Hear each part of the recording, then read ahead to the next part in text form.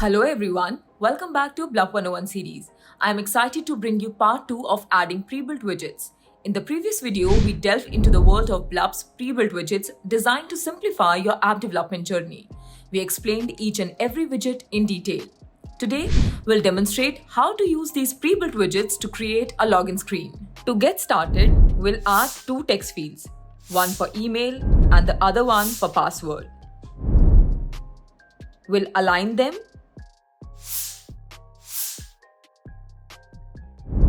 and set the left text padding to 32 to accommodate label icons. We'll add a hint, email, and adjust the font to monster art with a regular 400. We'll align them. Then for the other text field, we'll add another hint, password, and again adjust the font to monster art with a regular 400, and then add left text padding 32 once again. With both the text fields properly configured, we'll add labels to them. To do this, we'll simply drag and drop the label icons of email and password onto their respective fields. We'll also adjust the icon sizes to 24. For password icon, we'll search for password in the search icon library. Once found, we'll place it within the password block. Similarly, we'll search email in the search icon library, make its size 24, and locate the email icon and place it within the email block.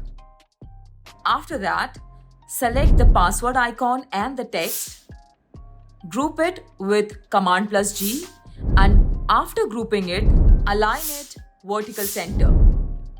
Then again, we'll come to the email text field and select the email icon, the text, and with the right click, select group and group them as well. After that, align them vertical center too. Next, we'll introduce a login button. We'll drag the button widget onto the screen and adjust its properties, changing the text to login, the fill color to black, and setting the radius to 12, width to 240, and height to 52. We'll position it neatly, and with that, our login screen is complete. Moving on, we'll add a new page by clicking on the new page option.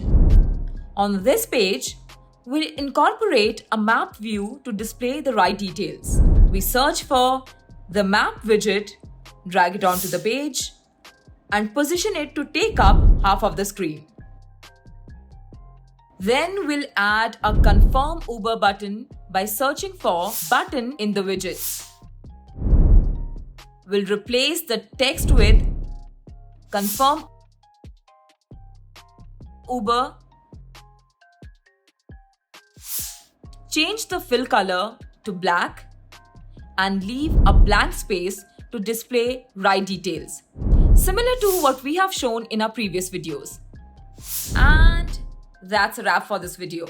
In the next installment, we'll pick up from here and explore page navigation and how to run your app on your device. Until then, keep practicing and also, like I say, keep blupping. See you soon in the next one.